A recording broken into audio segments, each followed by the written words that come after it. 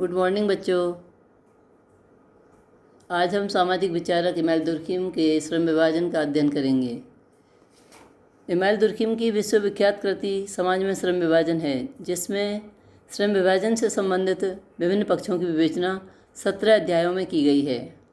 उक्त पुस्तक को निम्न अध्यायों में विभाजित किया गया है।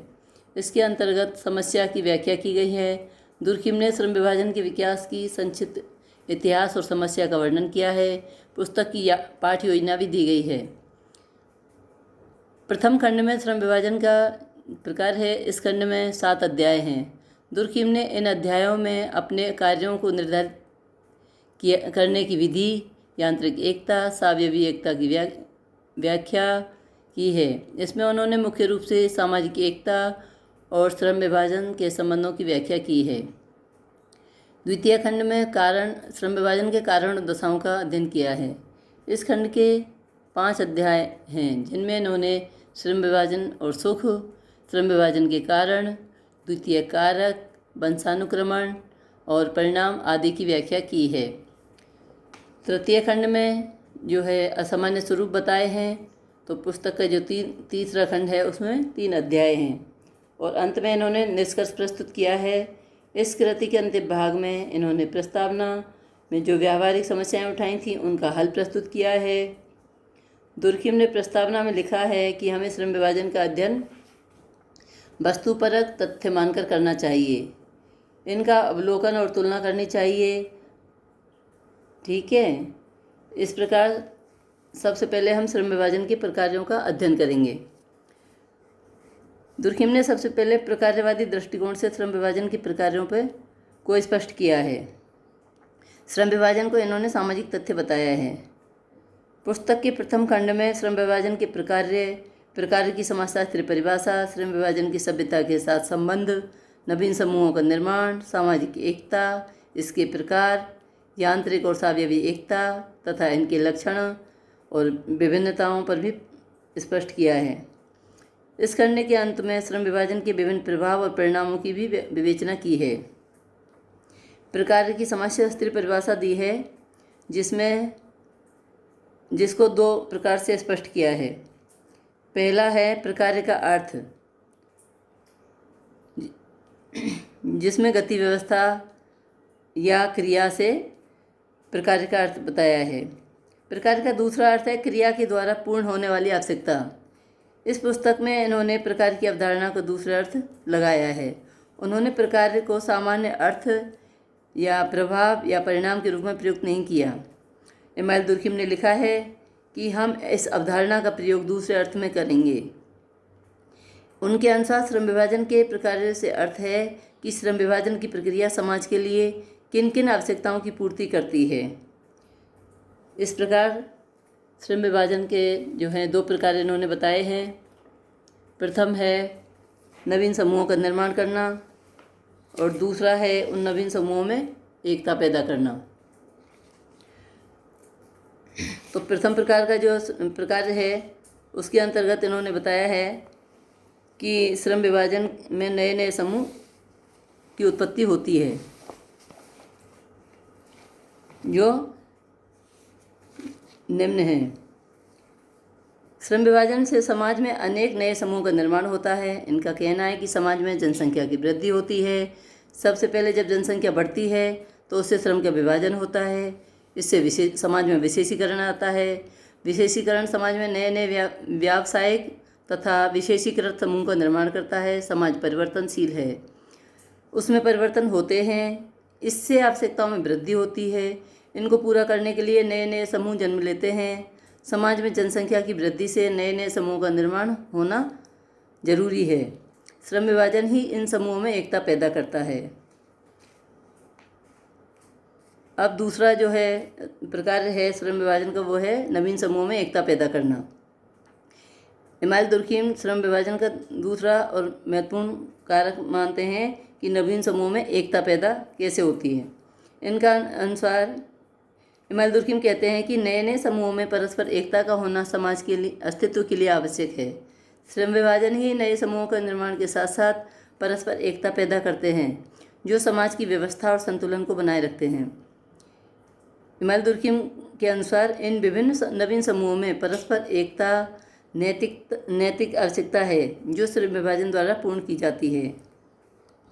यह सहयोग और सामाजिक समूहों में परस्पर नैतिक एकता पैदा करता है।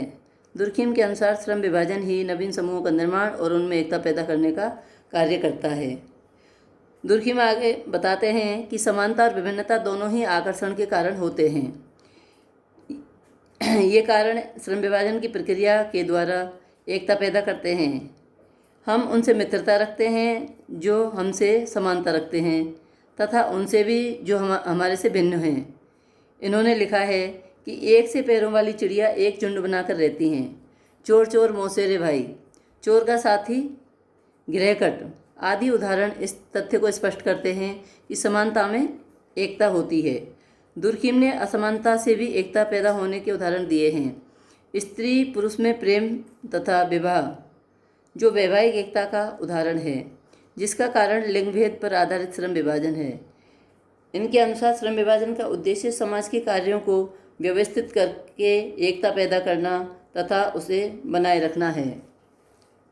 इस प्रकार इन्होंने जो है नवीन समूहों में एकता पैदा करने का स्पष्ट बताया है।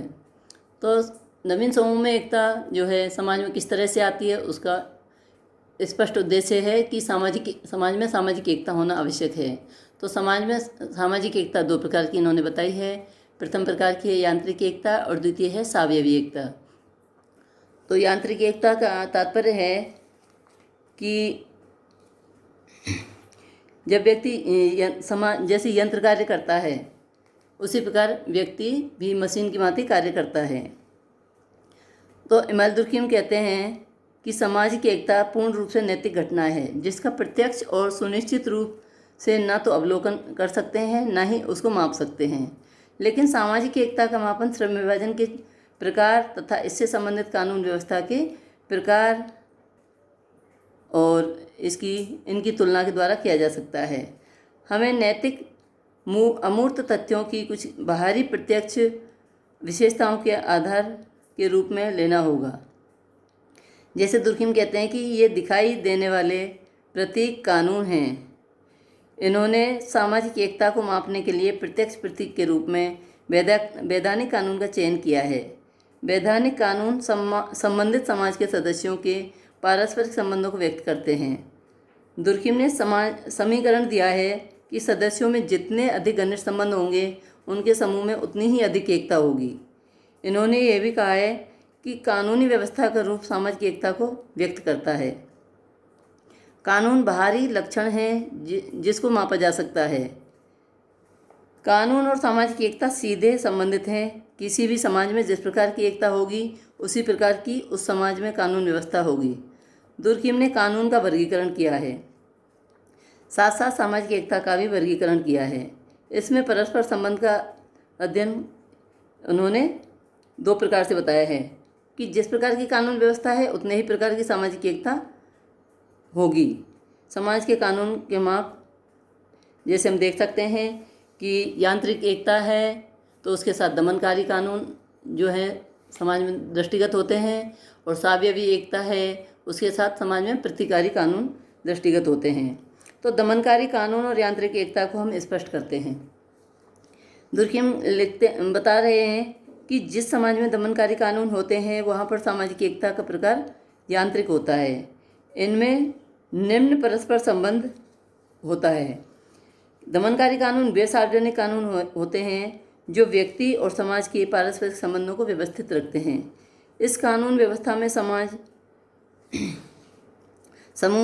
समूह के हितों को विशेष ध्यान में रखा जाता है। दुर्खिम ने दमनकारी कानून को दो प्रकार से स्पष्ट किया है। पहले हैं दंडकारी कानून और दूसरे हैं व्याप्त कानून। तो जो दमनकारी कानून है उनका कार्य है समाज में कष्ट देने, नुकसान या हानि पहुंचाने, हत्या करने, स्वतंत्रता आदि का हनन करना। ये कानून यांत्रिक एकता वाले समाजों में पाए जाते हैं। दूसरे हैं व्याप्त कानून जो नैतिकता के आधार पर संपूर्ण समाज में व्याप्त होते हैं। समाज में जैसी कानून व्यवस्था होती है उसी के अनुसार समाज में सामाजिक एकता पाई जाती है। इसी नियम के अनुसार इमाल दुर्कheim ने बताया है कि जिस समाज में दमनकारी कानून है उस समाज में सामाजिक एकता का प्रकार भी यांत्रिक होगा। दमनकारी कानून व्यवस्था वाले समाजों की जीवन शैली, विचार, विश्वास आदि में समानता मिलती है। ऐसे समाजों में सामुदायिक संपत्ति, परंपरा का प्रभुत्व तथा जनमत में एकरूपता आदि मिलती है। ये सभी लक्षण दमनकारी कानून तथा यांत्रिक एकता को प्रकट करते हैं। अब दूसरी प्रकार के जो कानून है वो है प्रतिकारी कानून, जिनके साथ जो सावयवी एकता के साथ पाए जाते हैं। तो इस प्रकार सामाजिक एकता जितने प्रकार 2 प्रकार की है, तो सामाजिक कानून भी 2 प्रकार के इमाल दुर्कheim ने बताए हैं। तो दूसरे हैं प्रतिकारी कानून और सावयवी एकता। इसके अंतर्गत हम अध्ययन करेंगे कि दुर्कheim ने कानून का दूसरा प्रकार प्रतिकारी कानून बताया है।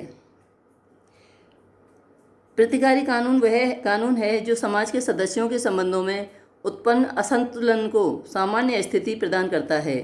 यह सामूहिक हित की रक्षा करने के लिए नहीं होता, बल्कि यह स्थिति को सामान्य रखने का प्रयास करता है। इस प्रतिकारी कानून के कई उपप्रकार हैं, जैसे दीवानी कानून, व्यावसायिक कानून, असंवैधानिक कानून, प्रशासनिक कानून आदि। प्रतिकारी कानून जिस समाज में होता है उन समाजों में सावयवी एकता होती है। प्रतिकारी कानून श्रम विभाजन और विभिन्नताओं से संबंधित होता है। इस प्रकार श्रम विभाजन सावयवी एकता का स्रोत है। दुर्कheim ने दोनों प्रकार के कानूनों के साथ यांत्रिक एकता और सावयवी एकता के अंतर को भी स्पष्ट किया है। अब पहले हम यांत्रिक एकता के बारे में अध्ययन करें कि यांत्रिक एकता क्या है। यांत्रिक एकता जो है आदिम, सरल और असभ्य समाजों में यानी प्राचीन समाजों में पाई जाती है। ये समाज जो हैं सब आकार में छोटे होते हैं। इनकी जनसंख्या कम होती है, जनसंख्या का घनत्व अर्थात बहुत कम होता है। ये छोटे से भौगोलिक क्षेत्र में बसे होते हैं। इनकी आवश्यकताएं बहुत सीमित होती हैं तथा एक जैसी होती हैं। व्यक्ति का व्यक्तित्व स्वतंत्र नहीं होता, वह समूह के व्यक्तित्व में घुल मिल जाते हैं। इनमें एकता का कारण सभी क्षेत्रों में एक रूपता का होना है। इसलिए दुर्कheim ने एक रूपता पर आधारित एकता को यांत्रिक एकता बताया है। इस प्रकार यांत्रिक एकता की विशेषताएं निम्न प्रकार हैं, जिनको हम बिंदुओं के अंतर्गत स्पष्ट करेंगे। पहली है मानव व्यवहार और मनोविज्ञान। दूसरी विशेषता है कानून, नैतिकता और सामाजिक नियंत्रण। तीसरी विशेषता है एकात्मकता और सामाजिक बंधन। चौथी विशेषता है राजनीतिक शासन प्रणाली। 5वीं विशेषता है आर्थिक संगठन। 6ठी है धर्म एवं विचारधारा। इस प्रकार यांत्रिक एकता और दमनकारी कानून में परस्पर संबंध है। इनके परस्पर संबंधों की इमाल दुर्कheim ने व्याख्या की है, जिसमें अपराध, दंड और सामूहिक चेतना पर अलग से स्पष्ट किया है।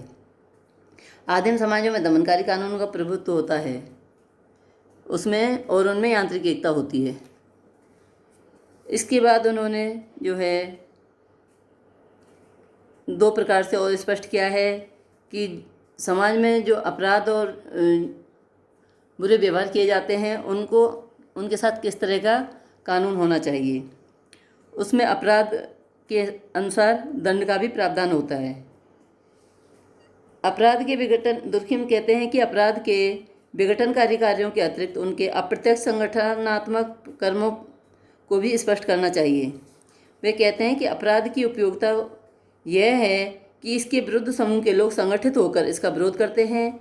लोगों में मानसिक एकता शक्तिशाली हो जाती है। अपराध उत्तेजित अंतर्विवेक को एक दूसरे के निकट ला देता है और उन्हें एकाग्र कर देता है।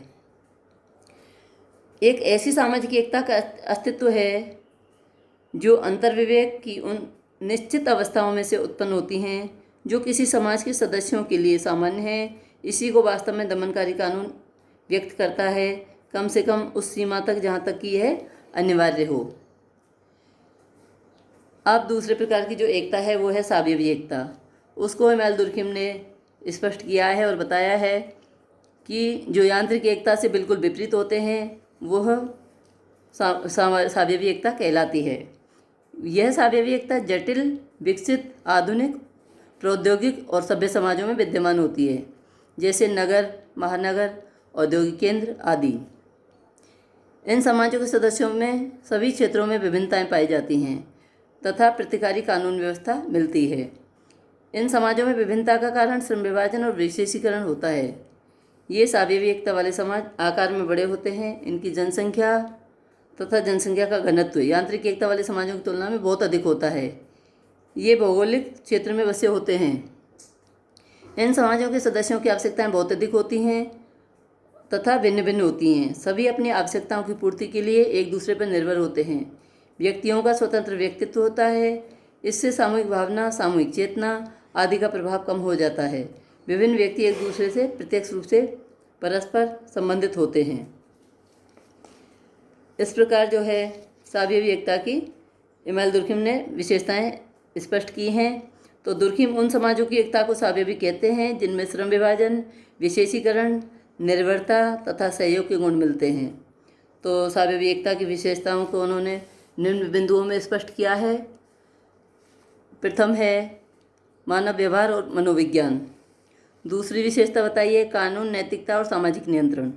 तीसरी है एकात्मकता और सामाजिक बंधन। चौथी विशेषता है राजनीतिक शासन प्रणाली। आर्थिक संगठन है और लास्ट और छठी विशेषता है धर्म और विचारधारा। समाज के जो स्थानीय धार्मिक विश्वासों का स्थान विश्वासवाद और अंतर्राष्ट्रीयवाद ले लेता है। इस प्रकार की जो विचारधारा होती है उसके विश्व के स्तर की भावनाओं का विकास उससे हो जाता है। इस प्रकार इमानुएल दुर्खिम यांत्रिक और सावयवी एकता के जो है लास्ट में अंतर बताते हैं। दोनों जो एकता है उनका अंतर निम्नलिखित है। तो अंतर का जो आधार है, पहला इमानुएल दुर्खिम ने बताया कि मानव व्यवहार और मनोविज्ञान। तो जो यांत्रिक एकता है उसमें व्यक्तियों की मानसिक, नैतिक और सामाजिक एक रूपता पाई जाती है। उनके विश्वास, धारणाएं, मत, तरीके, व्यवहार आदि एक जैसे होते हैं। भिन्नता केवल आनुवंशिकता के कारण होती है। परंपरा का प्रभुत्व, वैयक्तिकता और व्यक्तिवाद का अभाव पाया जाता है। अब इसी के साथ यांत्रिक एकता के जो बिल्कुल विपरीत है वो है सावयवी एकता। उसमें मानव व्यवहार किस प्रकार का पाया जाता है कि व्यक्तियों की जो मानसिक, नैतिक और सामाजिक एकरूपता होती है उसका लोप हो जाता है, यानी बिल्कुल ये चीज़ नहीं पाई जाती उनमें। उनकी वैयक्तिकता और विशिष्टता में वृद्धि हो जाती है। उनकी पसंद, विश्वास, मत, नैतिकता में कम से कम समानता पाई जाती है। श्रम का विशेषीकरण, वैयक्तिकता का कारण, विशेषीकरण से परंपराओं में कमी, आनुवंशिकता, भूमिका के निर्धारण में कम से कम महत्वपूर्ण। यह व्यवसाय और सामाजिक स्थिति को पिता से पुत्र को हस्तांतरित करने तथा जाति के बंधनों को तोड़ने में सहायक होते हैं। अब जो यांत्रिक और सावयवी एकता का दूसरा अंतर है वो है कानून, नैतिकता और सामाजिक नियंत्रण। तो इसमें यांत्रिक एकता में देखेंगे कि सामाजिक अंतर्विवेक और सामाजिक चेतना की एकरूपता का आधार है जो शक्तिशाली, सर्वसम्मत तथा अव्यक्तिवादी है। अपराध वह क्रिया है जो शक्तिशाली तथा गहरी सामाजिक अंतर्विवेक के विरुद्ध है तथा इसके लिए कठोर दमन आवश्यक है। फौजदारी कानून दमन और दंड का प्रभुत्व दीवानी कानून पर होता है। न्याय का उद्देश्य समूह के नैतिक अंतर्विवेक को पुनः स्थापित करना होता है, न कि अपराधों द्वारा क्षतिग्रस्त की क्षतिपूर्ति करना। अब हम सावयवी एकता है उसमें कानून, नैतिकता और सामाजिक नियंत्रण के आधार पर देखते हैं कि कैसे यांत्रिक एकता से बिल्कुल विपरीत है। तो सार्वजनिक तथा सामान्य सामाजिक चेतना तथा अंतर्विवेक में कमी आ जाती है। अपराधों के विरोध में कमी होना, जिससे सामान्य सामाजिक अंतर्विवेक में भी कमी होती है। अपराधी क्रियाओं को केवल सदस्यों की हानि समझना, उनमें धार्मिक लक्षणों की गिरावट, इसके फलस्वरूप कानून में दमनात्मक लक्षणों की दिन प्रतिदिन कमी होना। अब महत्वपूर्ण समूह के नैतिक अंतर्विवेक को दंड द्वारा पुनः स्थापित करने की आवश्यकता नहीं होने के कारण दंड में भी कमी आ जाती है। अपराधी केवल क्षतिग्रस्त की हानि की पूर्ति करता है। सामाजिक नियंत्रण न्यून, कठोर तथा अधिक शिथिल हो जाता है। केवल कुछ सार्वजनिक क्षेत्रों के व्यवहार निश्चित होते हैं, अन्य क्षेत्रों में प्रत्येक को इच्छानुसार व्यवहार की स्वतंत्रता होती है। वैयक्तिक स्वतंत्रता और संविदा कानून में वृद्धि हो जाती है। संबंधों का आधार पक्षों में स्वतंत्र संविदा हो जाती है। अब तीसरा जो अंतर है यांत्रिक और सावयवी एकता में, वो है एकात्मकता और सामाजिक बंधन। इसके आधार पर दोनों एकताओं में अंतर देखते हैं कि पहली है यांत्रिक एकता। उसमें देखेंगे कि यांत्रिक एकात्मकता व्यक्तियों की सजातीयता या सादृश्यता पर आधारित होती है। वे बंधन जो इनको एक सुदृढ़ एकता में बांधते हैं, यही सशक्त जनमत की सर्वसम्मति होती है, जो व्यक्तियों की मानसिक और नैतिक एकरूपता पे आधारित होते हैं। अब दूसरी तरफ सावयवी एकता। उसमें एकात्मकता और सामाजिक बंधन के आधार पर अंतर देखते हैं, क्योंकि व्यक्तियों में ये सजातीयता विद्यमान नहीं होती, इसलिए अब वह सामाजिक बंधन की भूमिका नहीं निभाते। अगर समाज में कोई नया बंधन नहीं होता तो समूह की एकता भी नष्ट हो जाती है। श्रम का विभाजन ही वह नया बंधन है। अब समूह की सुदृढ़ता, एकता का आधार विजातीय व्यक्तियों की अनात्मकता, जो श्रम के विभाजन का परिणाम है। प्रत्येक को एक दूसरे की आवश्यकता है। बिना सहयोग के उनका जीना असंभव है, क्योंकि हर कोई काम का केवल एक विशिष्ट कार्य ही करता है। इस प्रकार से यांत्रिक एकता का रूपांतरण जैविक एकता में हो जाता है। अब दोनों एकताओं में चौथा आधार है अंतर करने का, वो है राजनीतिक शासन प्रणाली, जिसके आधार पर यांत्रिक एकता है। वह है कि सभी महत्वपूर्ण सामाजिक मामले एवं न्याय के कार्य, जैसे नियम बनाना, शासन करना आदि, संपूर्ण समूह द्वारा अपने सदस्यों को सार्वजनिक सभा में किए जाते हैं। और दूसरी तरफ जो है सावयवी एकता, उसमें इस तरह से होता है कि राजनीतिक कार्यों का विशेषीकरण, वंशानुगत राजनीतिक पदों की प्रवृत्ति में कमी आ जाती है। सरकार तथा नागरिकों के समझौतों के संबंध भी हो जाते हैं। अब दोनों एकता के अंदर पांचवा आधार है आर्थिक संगठन। तो यांत्रिक एकता में तो सामुदायिक संपत्ति होती है, जबकि सावयवी एकता के अंतर्गत व्यक्तिगत संपत्ति होती है। उनमें आर्थिक व्यक्तिवाद आ जाता है, संविदागत सहयोग होते हैं, खुली अर्थव्यवस्था होती है, खुली अर्थव्यवस्था वाली प्रणाली आ जाती है, जिसमें प्रत्येक कोई भी व्यवसाय कर सकता है। श्रम के विभाजन के कारण वंशानुगत सामाजिक परिस्थिति तथा वंशानुगत विशिष्ट क्षमताओं की कमी आ जाती है। दोनों एकताओं में जो अंतर करने का आधार है वो है छठा, धर्म एवं विचारधारा। तो यांत्रिक एकता के अंतर्गत देखते हैं कि अवैयक्तिक टोटम शक्तियों में विश्वास, जो व्यक्तित्व या वैयक्तिकता से स्वतंत्र होती हैं। सदस्यों में वैयक्तिकता का अभाव होता है, जो पवित्र शक्ति में वैयक्तिकता के अभाव के द्वारा अभिव्यक्त होता है। स्थानीय और जनजातीय व्यक्तिवाद भी पाया जाता है। दूसरी तरफ हम देखते हैं कि सावयवी एकता के अंतर्गत धर्म के आधार पर अंतर है कि बहु ईश्वरवाद तथा एक ईश्वरवाद का संक्रमण आ जाता है। ईश्वर का व्यक्तिकरण तथा निजीकरण के साथ साथ धर्म का सार्वभौमिकरण भी हो जाता है। स्थानीय एवं जनजातीय व्यक्तिवाद में कमी आ जाती है और विश्वासवाद और अंतर्राष्ट्रीयवाद में वृद्धि हो जाती है। इस प्रकार जो है अंतरों से इसको निम्न प्रकार भी प्रस्तुत किया है, जिनमें पहला है श्रम विभाजन, दूसरा है विशेषीकरण, तीसरा निर्भरता, एकता का आधार कानून और व्यक्ति के समाज से संबंध, व्यक्तित्व का विकास, सादृश्यता, अपराध, सामाजिक संरचना, धर्म, भावना, नियम आदि स्पष्ट हो जाते हैं। इस प्रकार हम जो है श्रम विभाजन के इसके बाद श्रम विभाजन के कारण और परिणामों का अध्ययन करेंगे। अभी तक तो ये हमारे जो थे श्रम विभाजन के प्रकारों का अध्ययन किया है। श्रम विभाजन के कारण जो हैं वो दो हैं। दुर्कीम ने श्रम विभाजन के कारणों की विवेचना को दो खंडों में बांटा है, जिसके दो कारण बताएं, प्राथमिक कारण और द्वितीयक कारण। तो जो प्राथमिक कारण है उनके अंतर्गत जनसंख्या में वृद्धि, पहला बिंदु है जनसंख्या में वृद्धि, और दूसरा कारण बताया है सामूहिक चेतना का ह्रास।